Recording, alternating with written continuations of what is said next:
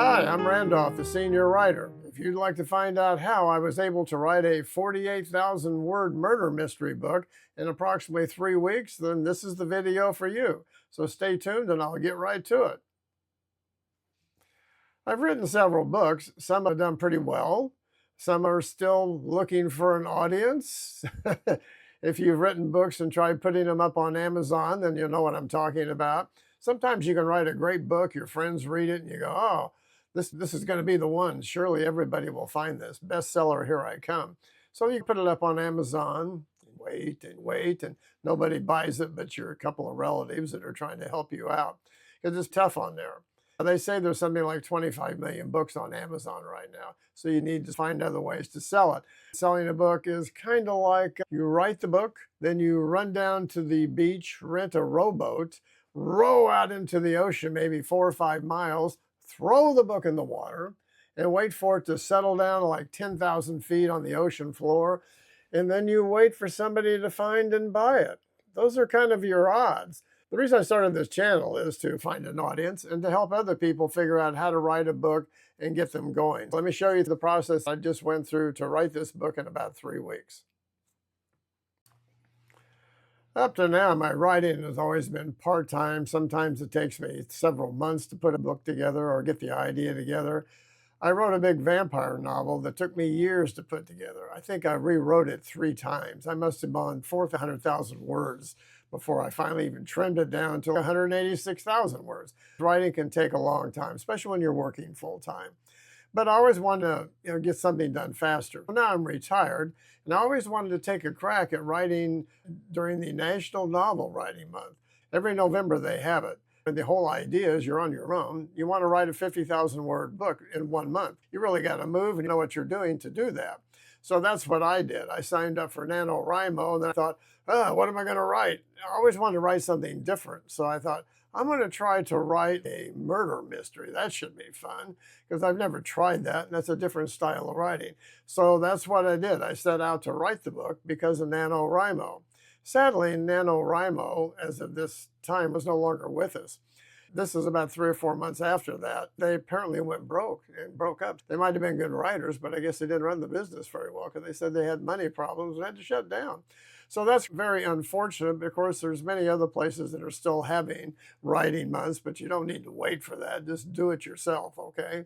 Let me show you what happened next. So I needed an idea to write a murder mystery. Sometimes you'll find the very best writers are on television. These are the people who write all the good stuff that we like to watch. My brother and I have been watching a French television show called HIP. It stands for High Intelligent Person, I believe. It's a police station, and they're having trouble solving cases. And the lady that comes in at night, the cleaning lady, happens to be who's broke. She just works there at nighttime. She happens to have a really high IQ, like 160 or something. And while she's cleaning up the desk, she sees the evidence and leaves a note on how to solve the crime. Well, that's what happens. So you have this situation now where the police kind of stumbling along doing their normal thing, and she sees things they don't spot. She thinks of things they don't know about. She has knowledge about things they would never think of, and she helps them solve the crime. I thought, oh, what a brilliant idea. I love that concept because I was a computer programmer for years, so I'm into AI and all those kind of things. So that's what I'm going to do. I'm going to make my own police story with an AI and a normal cop. And I lived in LA for years down by the beach in Santa Monica, and I thought, that's going to be my setting. I'm going to put it down there by Santa Monica. Because whenever you write something, there's a lot of pre-work. Before you start writing words, you have to go through and think about, what am I going to write? And the most important part of it is your characters. Story is good, but nobody's going to read it if they don't like the characters. So you really got to think through what you're going to do. I had seen a lot of Murder, She Wrote, Law and Order, and I've watched a lot of British murder mysteries. Midsummer Murders is my favorite. So I had an idea how they went. I decided to sit down and figure out a book. One of the best and smartest things you're going to do when you start to write a book is sit down and do a lot of daydreaming. You're going to figure out where you're going to go. And a murder mystery especially, because basically you write them kind of backwards. You figure out what your story idea is, and you write the ending, or at least lay the ending out first. That way you know where to put all the clues and the red herrings. Another thing which I think is a really good idea, which I did, I wrote out my press release first about my story. I had it all clear in my head who my characters were, what the feel and the theme of it was. So that's what I've got on the screen right here that you can see. I'll just read it to you. It says Detective Ralph Barnes has been patrolling the sun-soaked streets of Santa Monica for nearly 30 years. He's an old school cop, a former surfer who prefers gut instincts over gadgets. When a high-profile murder rocks the city, Barnes is paired with a new recruit, Annie Lee, a tech-savvy, by-the-book detective fresh out of the academy. She's sharp, ambitious, and ready to prove herself. He's grizzled, reluctant, just trying to survive until retirement. Their captain hopes Lee will drag Barnes into the modern age, or at least stop him from throwing his phone out the window. But when their case takes an unexpected turn, leading them into a web of deception involving artificial intelligence, both detectives must rely on each other's strengths to crack the mystery. As Lee struggles to adapt to the unpredictable realities of the job, and Barnes faces a world where AI can be just as dangerous as any human killer, one thing becomes clear. In Santa Monica, even paradise has its shadows. So I worked that out, and since then I've rewritten it a couple of times. But you can tell now I had a clear idea of who, where, and when all this was going to happen. So how did I get all these words on the page so fast? I got on using my phone. I dictate like crazy. Years ago, I did a lot of public speaking, and I would get used to the idea. Didn't have time to write out like a 2-hour speech, and I'm talking to several hundred people. So I would just grab my phone and sketch out all the ideas. So that's what I did here. I got my phone out, and if you have an iPhone, you have a word processor called Pages. And if it's set up like most people is, Pages, all of your files go into the cloud, right? If you just click on your new Pages document and walk around talking, blah, blah, blah, after you've daydreamed this out really well, everything's on your phone. And once you save it, it's in the cloud. It's very easy for you then to set down on your desktop, grab the file, and you've got it. You can throw it, clean it up, whatever you want to do with it. Okay, you can see on the screen here, I dictated quite a bit. Let me scroll down here a little bit, and you can see what I did. Over here says a very small woman apart in the doorway. This was a section of recording I did walking around where I'm introducing Annie Lee, one of the main characters in the story. So I thought about how she would come, a little Asian lady, never been to Santa Monica before, showing up with her suitcase, first day on the job. I had to think about how to present her so that she would be endearing to my reading audience. So that's what I did here. This was the opening chapter where I introduce her, which I thought came out pretty good.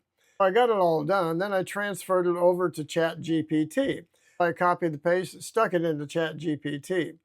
I'll show you more about that in a moment. In ChatGPT, there's a section called Creative Writing that you can use. When you open up ChatGPT, up in the top left, it says ChatGPT. You click on that. Here's your screen. You can go ahead and start doing whatever you like. It's not bad, but there's a better way of doing this. GPT also has specialty programs. So over on the left here, if you go down a little bit, it says Explore GPTs. Click on that. What you're looking at is a series of GPT programs specifically written for certain ideas. Here it is, by ChatGPT. Here it is, Creative Writing Coach. This is the one I use. You click on that, and this one is a writing editor coach, but knows more about writing than just regular ChatGPT. And I think this might be in the paid version. I pay $20 a month for ChatGPT, so it might be a paid version, but well worth it if you're going to start writing. That's the one I recommend. I dropped it in and said, here, check this out and tell me what you think. So it came back, and you can see what it says here. It says, oh, this is such a fun and heartwarming introduction to Annie Lee. Her energy, optimism, and fish out of water charm play perfectly, blah, blah, blah. It's clear that you were smiling while writing this, and that sense of joy shines through the chapter. My point is ChatGPT will read this almost as good as any editor would do. Certainly good enough to let you know if you're on track and what you need to do. So then you tell ChatGPT what you want it to do. In this case, I told it, you are now a professional editor, and you're going to help me write this story. So take the text that I've just done, go through and clean it up. Do not rewrite anything. It says, great, it does that.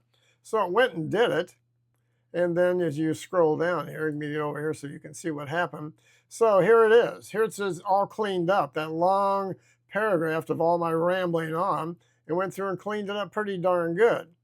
And then I went back through it and did some rewriting and so forth. That was basically the process. Record it on your phone, throw it into ChatGPT, let it be your editor to clean up all of your writing.